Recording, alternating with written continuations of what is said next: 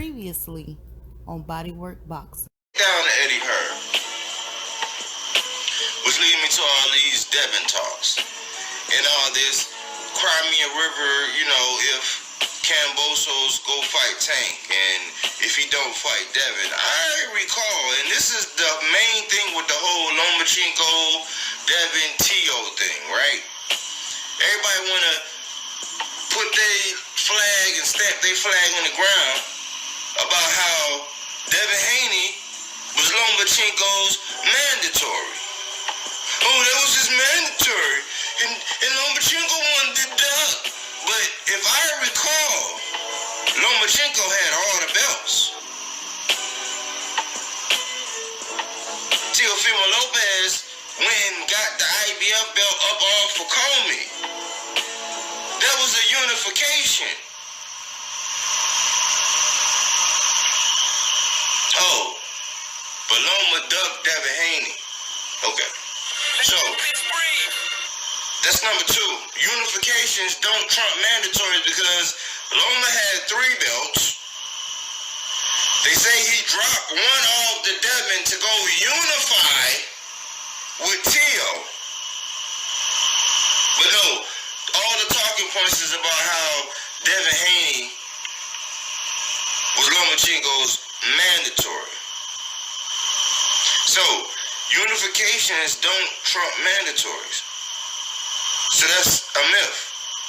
So in the top 5 myths in boxing, 2nd edition, number 1, unifications do not trump mandatories. Like that,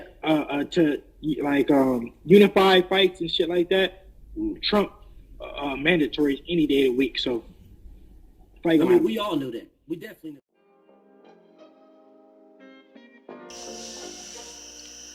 What's going on?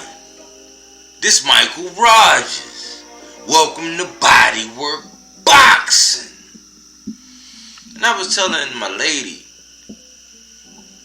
in the great words of Jay-Z on one of his songs, he said, even a broken clock is right twice a day.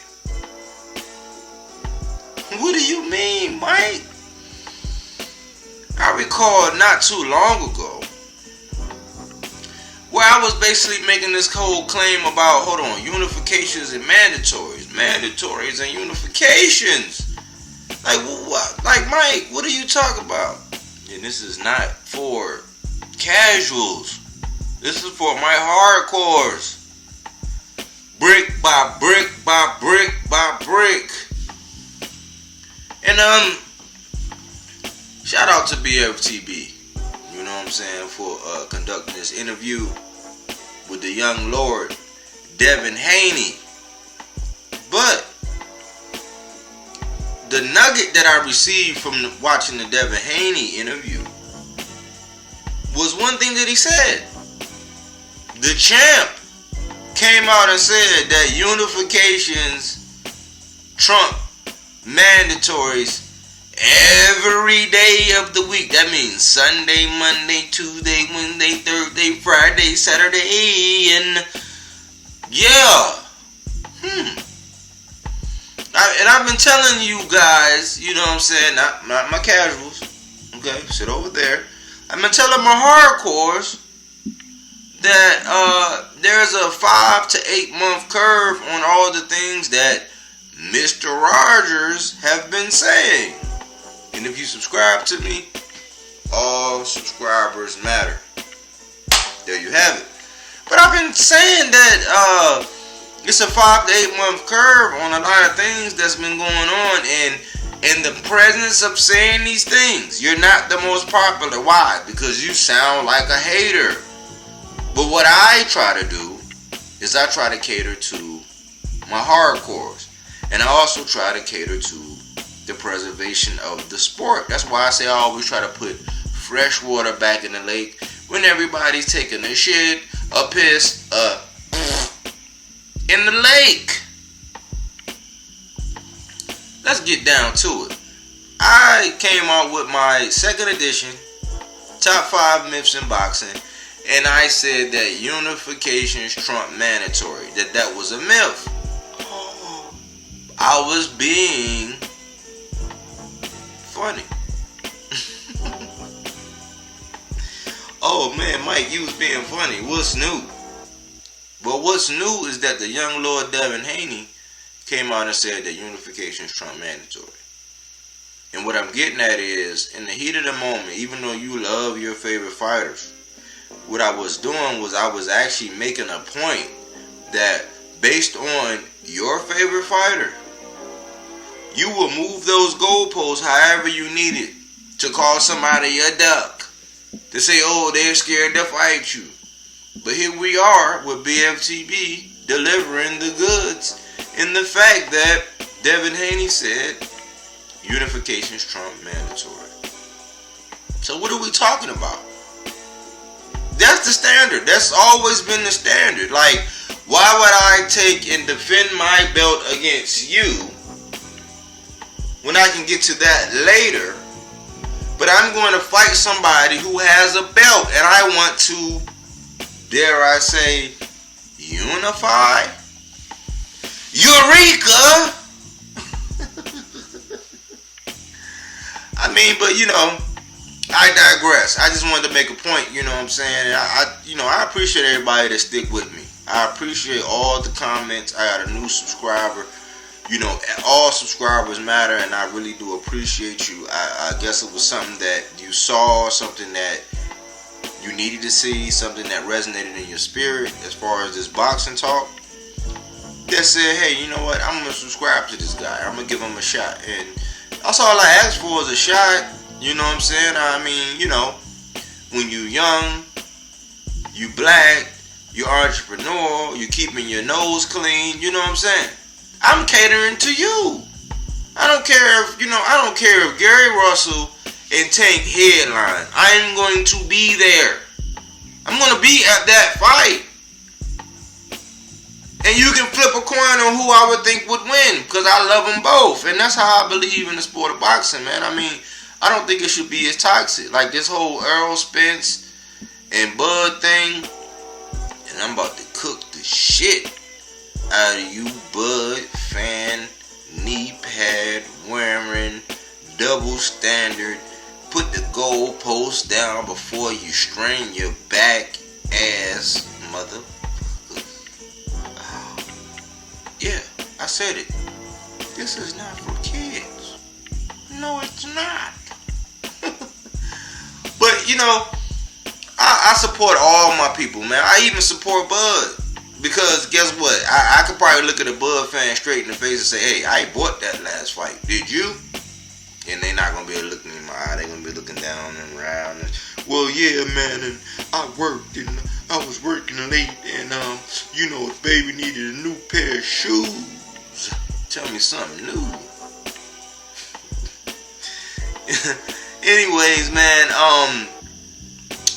Let me get into a little bit of the interview. You know what I'm saying? I'm not going to be long because for forever it's been a misconception that I actually hate Devin Haney because I'm a Tank fan.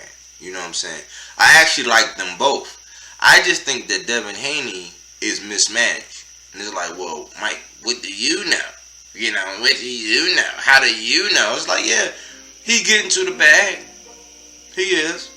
But there's some things like church running up on people, you know, barking at fighters, because if it was Charlo and he had somebody in his entourage running up on fighters, it'd be a problem, because somebody probably get popped. You know, we gotta keep that same energy. Actually, Eddie Hearn, in the interview, BFTB said, I have my opinions and this and that, but I'm interviewing with the champ and I don't wanna, you know, he was on his best behavior. You know what I'm saying? I'm like, well, I mean, we gotta keep the same energies, man. I am, because if you looked at my channel long enough, I want my first interviews to be with the Russells. That's to be honest. Upton Gym is like right around the corner. I would love to have Calvin Ford, some of them guys from the Rise podcast on. You know, maybe even Tank. Who knows? I'm just a little fledgling channel, but I'm not going to, you know, put on no knee pads or no tonsil jewelry or Not gonna do anything spectacular like that to get an interview, but you know, I want to represent my folks. You know, we got some people from the DMV. We got the Davies, the Keyshawn Davies, and his brother of the world, Kelvin. We got all those. We got the Shakors on the East Coast as well. You know, I want to tap into it. I even want to get some time with Boots. I do. I'm not going to put no knee pads on. I'm not going to actually change my stance on certain views and things like that when it comes to boxing. But I would love to welcome these kind of people to the channel. But I'm not going to fold. I'm not going to avoid hard questions. I'm not going to avoid what we really want to know. But I'm not catered towards the gossip. I'm catered towards uplifting the fighters. And you can do that. You can find a lot of information by asking these fans simple questions. You know, which I never really have the opportunity as of yet. But as my channel grows, that opportunity will present itself. And I just believe that there's some things in Devin Haney's camp. You know, I've been on record, and I could have done 1,000 previously on bodywork boxing. I could have done that. I chose not to. I just think that maybe Devin Haney needs to abandon the shoulder roll. You need to check church. You don't need to be running up on no boxers. We need to ask Eddie, why was the first time that Kambosos got those belts that he was saying he's unequivocally the A side and doing all this, and how we let him slip off the platform without guaranteeing that fight? We gotta ask Bill. I mean, you're a businessman. You got a background in business and, you know, in the music industry. And, well, why did your son get booed? Because I know y'all from the Bay Area, but y'all live in Vegas, and the fight was in Vegas, so how'd you get booed in Vegas, buddy?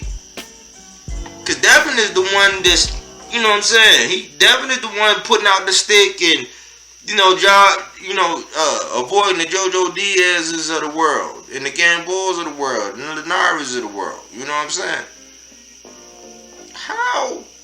You know, I mean, I know out of respect and from some things that we didn't know, I know BFTB didn't really want to go into the whole Gary Russell thing, but hey, it's like when you know some information, it's like, okay, well, the truth is the truth is the truth. So if you can present some truth and it's going to make Mr. Gary Russell look bad, present the truth. But right now, there are valid questions as to why Mr. Devin Haney didn't fight Mr. Gary Russell in this I'm a boss, you know what I'm saying, stuff. Because the way we see it, man, it's like those co-promotional deals, those I have my own business, those kind of deals are a dime a dozen in the business. We want to know the inside scoop with taste, because if it's the truth, it's the truth. You don't have to mask anything. We want to know. Like, I mean, because some of us still running around like, well, okay, why you eating brick bread with the black man? But I digress. Anyways, we just saw here that the mockery I was making out of the whole Unifications Trump Mandatories in my second edition of the 5 Mixing Boxing, we heard from the champ that any day of the week, Unifications Trump Mandatories. So, I will be doing a previously on bodywork boxing whenever the subject comes, because it's going to be a lot of Bud Dick riders out here. They already started with the, oh, they bailed Ugas out. Ugas, how could they just bail Ugas out by allowing him to not face Stanionis? Even though Stanionis is the truth. He is the goods. He's like a baby truth. I call him Errol Spence Jr. You know what I'm saying? He might be Errol Spence the third, the vanilla version. But anyways, you know, this is a big narrative running around now that Ugas is ducking his mandatory to fight Errol Spence when that was already agreed upon. Got a whole nother video about that, but I'll leave it for that video. Anyways, thanks for rocking with me. All subscribers matter. This is Michael Rogers with Bodywork Boxing. Much love and appreciation. Bodywork. All right. I believe you. But my Tommy gun don't. Get down on your knees and tell me you love me. I do what I do. He knows what I'm about to tell him right now. It's Mr. Keep running your mouth. That's what I do. I just feel like I'm the champ, and at the end of the day, I'm just a fighting motherfucker. It doesn't matter. Inside, outside, I can just fight. So I just feel like if it gets down to the wire, we gotta lock it up, I'm out on top. As you can see how I'm looking, I stay solid. I'm always solid. I stay fucked solid up, right? You know what I'm saying? To the fans that know. I do that job outside the ring. I'm a fighter, like I said before. Ain't no safety on the clock, so